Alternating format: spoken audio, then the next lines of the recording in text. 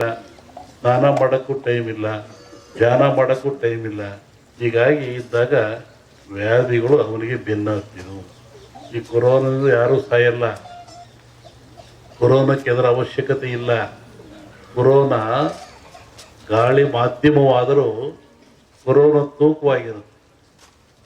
ಇವರು 1 gram corona, ಇದ್ರ ತೂಕ 1 ಗ್ರಾಮು ಅರ್ಧ ಗ್ರಾಮು.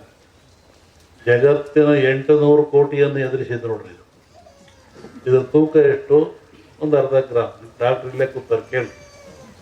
ಅದು ಎಲ್ಲಿಂದ ಬರುತ್ತೆ? ಕೆಮ್ಮಿದರೆ, ಕೆಕ್ಕಿಸಿದರೆ, ಉಗಿದ್ರೆ ಅದು ಭೂಮಿ ಬೀಳ್ತದೆ. ಅದನ್ನು ಗಾಳಿಯ ಮುಖಾಂತರ ನಮಗೆ ಸೇರ್ತದೆ. ಅದಕ್ಕೇನಂದ್ರು, ಮಾಸ್ಕ್ ಹಾಕ್ಕೊಳ್ರಿ, ದೂರದಲ್ಲಿ ನಿಂತು ಮಾತಾಡ್ರಿ. ನೋಡ್ರಿ ಎಂಥ ಒಂದು ವ್ಯವಸ್ಥೆ ಬಂದಿದೆ. ಆ ಒಂದು ಸಣ್ಣ ಕೊರೋನಾ ನಮ್ಮಲ್ಲೇ ಇದೆ, ನಮ್ಮ ಶರೀರದಲ್ಲೇ ಇದೆ. ಅದು ಜಗತ್ತಿನ ಜನವನ್ನು ಎದುರಿಸ್ತಾ ಇದೆ. ಅಂದರೆ ಕಾಯಿಲೆ ದೊಡ್ಡದಾಯ್ತಲ್ಲ, ಮನುಷ್ಯನಿಗೆ ಕಾಯಿಲೆ ದೊಡ್ಡದಾಯಿತು. ಮನುಷ್ಯ ಭ್ರಾಂತಿಗೊಳಗಾಗಿ, ಭೀತಿಗೊಳಗಾಗಿ ಸಾವನ್ನು ಕಾಣ್ತಾ ಬಂದ. ಇದಕ್ಕೆ ಇವತ್ತು ಮದ್ದು ಸಿಕ್ಕಿಲ್ಲ. ವ್ಯಾಕ್ಸಿನೇಷನ್ ಅಂತ ಕೊಡ್ತಾರೆ, ಮತ್ತು ಅದು ಇದನ್ನು ಹೇಳ್ತಾ ಇದ್ದಾರೆ, ಇದಕ್ಕೆ ಮದ್ದು ಸಿಕ್ಕಿಲ್ಲ. ಮದ್ದು ಸಿಕ್ಕ ಅವಶ್ಯಕತೆಯೂ ಇಲ್ಲ. ಸ್ವಚ್ಛತೆಯನ್ನು ಕಾಪಾಡಿಕೊಳ್ಳಿ. ಮನೆಯಲ್ಲಿ ಸ್ವಚ್ಛತೆ, ಮನೆ ಕ್ಲೀನಾಗಿರಬೇಕು. ನೋಡ್ರಿ, ಹಬ್ಬ ಬಂದರೆ ಸುಣ್ಣ ಹೊಡಿತಾ ಇದ್ರು, ವಾರ ವಾರ ನೆಲ ಸಾರಿಸ್ತಾ ಇದ್ರು, ಮನೆ ಸಾರಿಸ್ತಾ ಇದ್ರು. ಇವತ್ತು ಏನಿಲ್ಲ, ಹಂಗೆ ಕ್ಲೀನ್ ಮಾಡಿಬಿಡ್ತಾರೆ, ಫ್ಯಾನ್ ಹಾಕಿ ಗಾಳಿ ಊರಿಸಿಬಿಡ್ತಾರೆ. ಇಂಥ ವ್ಯವಸ್ಥೆ ಬಂದಿರೋದ್ರಿಂದ ಕ್ರಿಮಿಕೀಟಗಳು ಮನೆಯಲ್ಲಿ ಆವರಿಸಿದು, ಮನಸ್ಸಿನಲ್ಲಿ ಆವರಿಸಿದು, ಶರೀರದಲ್ಲಿ ಸೇರಿದು.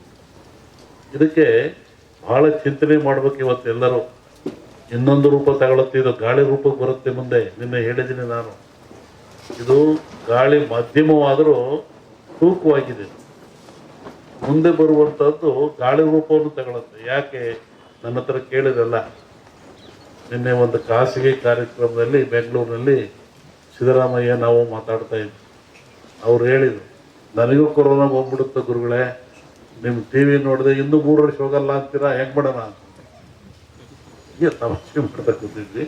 ಹಾಗೆ ಗಾಳಿ ರೂಪದಲ್ಲಿ ಏನಾಗ್ತದೆ, ಪ್ರೇತ ಬಾಧೆಯಲ್ಲಿ ಯಾಕೆ ಬರ್ತದೆ, ಎಲ್ಲವಕ್ಕೊಂದು ವೈಜ್ಞಾನಿಕ ಉತ್ತರವನ್ನು ಕೊಡಬೇಕು. ಕಂದಾಚಾರ ಉತ್ತರ ಕೊಟ್ಟರೆ ಏನು ಉಪಯೋಗ ಆಗಲ್ಲ. ಈ ನಮ್ಮಲ್ಲಿ ಸತ್ತವ್ರಿಗೆ ಏನು ಮಾಡ್ತೀರಿ, ಸಮಾಧಿ ಅಂತೀರ. ಯಾಕೆ ಸಮಾಧಿ? ಅದಕ್ಕೊಂದು ಧಾರ್ಮಿಕ ಆಚರಣೆ ಎಂದರು. ಇದ್ರ ಉದ್ದೇಶ ಏನು? ಮನುಷ್ಯ ಪ್ರಾಣ ಹೋದ ಮೇಲೆ, ಶರೀರ ಶವ ಆದ ಮೇಲೆ ಇಲ್ಲಿ ಬರುವಂಥ ಫಂಗಸ್ಗಳು, ಕೀಟಗಳು ಭಾಳ ಅಪಾಯಕಾರಿ.